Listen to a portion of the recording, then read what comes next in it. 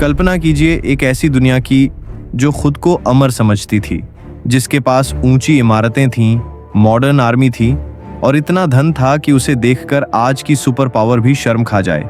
ये दुनिया थी Roman empire, the eternal city. लेकिन फिर सिर्फ एक इंसान की जिंदगी के अंदर ही यह महान साम्राज्य हवा में उड़ गया। सड़कों पर खून बहा, महलों को लूट लिया गया और पूरी दुनिया 1000 साल के अंधेरे में धकेल दी गई। यह सिर्फ इतिहास नहीं है, यह इतिहास का सबसे बड़ा क्राइम सीन है। तो सवाल ये है, आखिर रोमन एम्पायर को किसने मारा? कोई बाहरी हमला या यह एक इनसाइड जॉब था?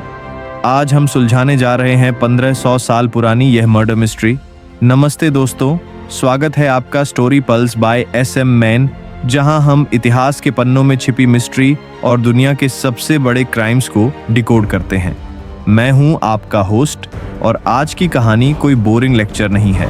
यह एक सिनेमैटिक थ्रिलर है, धोखे, लालच और एक महान साम्राज्य के खौफनाक अंत की कहानी। इस मर्डर केस का पहला नियम है, पहले विक्टिम को समझो। साल 117 AD। रोम सिर्फ एक शहर नहीं था, वह पूरी दुनिया था। स्कॉटलैंड के जंगलों से लेकर सीरिया के रेगिस्तानों तक हर चौथा इंसान रोमन कानून के नीचे रहता था। यह लोग सेंट्रल हीटिंग इस्तेमाल करते थे। इनकी बनाई कंक्रीट आज की मॉडर्न कंक्रीट से भी मजबूत है। और रोम का व्यापार इतना विशाल था कि आप लंदन के बाजार में भारत के मसाले खरीद सकते थे। लेकिन कहते हैं, जब दीपक बुझने वाला होता है तो सबसे ज्यादा चमकता है। रोम इतना बड़ा और इतना फैला हुआ था कि उसे संभालना नामुमकिन होने लगा। यह वैसा ही था जैसे आप एक ऐसी कंपनी चला रहे हों जिसके लाखों कर्मचारी हों, लेकिन ना फोन, ना इंटरनेट और ऊपर से हर मैनेजर आपकी कुर्सी हड़पने की फिराक में हो। और यहीं से शुरू हुई उसकी बर्बादी। रोम को सबसे पहले उसके दुश्मनों ने नहीं, उसके अपने नेताओं ने लूटा। जब खजाना खाली हुआ तो बादशाहों ने एक खतरनाक गलती की। उन्होंने सिक्कों में से चांदी निकालकर तांबा मिलाना शुरू कर दिया और फिर शुरू हुआ महंगाई का तूफान। जो गेहूं कल 1 रुपए का था वह 100 रुपए तक पहुंच गया। गरीब और गरीब, अमीर और अमीर। लेकिन सबसे बड़ा झटका आया 193 AD में। प्रेटोरियन गार्ड, जो बादशाह के बॉडीगार्ड थे, उन्होंने रोम की गद्दी को नीलाम कर दिया। बोली लगी, जो सबसे ज्यादा पैसा देगा वही राजा बनेगा। डिडियस जूलियंस नाम के एक व्यक्ति ने सच में पैसा देकर राजगद्दी खरीद ली। अब सोचिए, जिस देश में राजा तक बिकाऊ हो जाए वह कितना टिकेगा?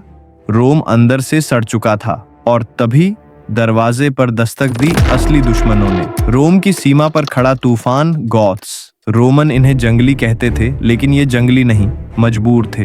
रोमन सेना ने इनके साथ जानवरों जैसा व्यवहार किया। इनके बच्चों तक को खाने के बदले गुलाम बनाकर बेच दिया गया। आखिरकार सब्र टूट गया। इनका लीडर था अलारिक। 24 अगस्त 410 AD, एक ऐसी रात जिसे इतिहास कभी नहीं भूलेगा। 800 सालों तक किसी विदेशी सेना ने रोम को छुआ तक नहीं था, लेकिन उस रात किसी ने भीतर से सलेरियन गेट खोल दिया। कौन था वो? कोई गद्दार, कोई गुलाम? आज भी रहस्य है।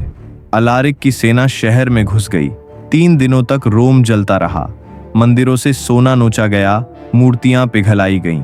यह सिर्फ एक हमला नहीं था, यह रोम के अहंकार का अंत था। लेकिन कहानी यहीं खत्म नहीं होती।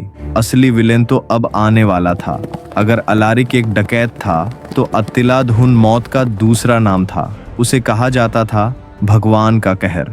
हुण ऐसे घुड़सवार थे कि लड़ाई में लगता था जैसे इंसान नहीं, राक्षस दौड़ रहे हों। अत्तिला पूरे यूरोप को रौंदता हुआ सीधे इटली के दरवाजे तक पहुंच गया और रोम पूरी तरह कमजोर, बेबस। लेकिन तभी हुआ एक चमत्कार। पोप लियो प्रथम बिना हथियार, बिना सेना अत्तिला से मिलने अकेले गए। किसने क्या कहा, कैसे कहा, सोना दिया या श्राप, कोई नहीं जानता। लेकिन उस मीटिंग के बाद अत्तिला वापस मुड़ गया।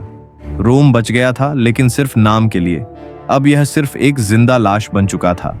476 AD। रोम का बादशाह अब एक 16 साल का बच्चा था, रोमुलस ऑगस्टुलस। किस्मत का खेल देखिए, रोम का पहला राजा भी रोमुलस था और आखिरी भी रोमुलस। कहानी का चक्र पूरा हो चुका था। एक जर्मन जनरल ओडोएसर महल में घुसा। उसने न शहर जलाया, न बच्चे को मारा, बस कहा, तुम मुक्त हो, तुम अब राजा नहीं। उसने मुकुट उतार लिया और इसी के साथ दुनिया का सबसे महान साम्राज्य समाप्त हो गया। कोई युद्ध नहीं, कोई धमाका नहीं, बस सन्नाटा। तो दोस्तों, रोम को किसी एक दुश्मन ने नहीं मारा, उसकी मौत में हाथ था भ्रष्टाचार का, लोभ का, आर्थिक पतन का और सीमा पर खड़े दुश्मनों का। यह एक मर्डर नहीं, एक ग्रुप सुसाइड था। अब मेरी आपसे एक ही रिक्वेस्ट है, कमेंट में बताइए आपके हिसाब से रोम के पतन का सबसे बड़ा कारण क्या था, अंदर का भ्रष्टाचार या बाहर के हमलावर। मैं आपके कमेंट जरूर पढ़ूंगा और रिप्लाई भी करूंगा।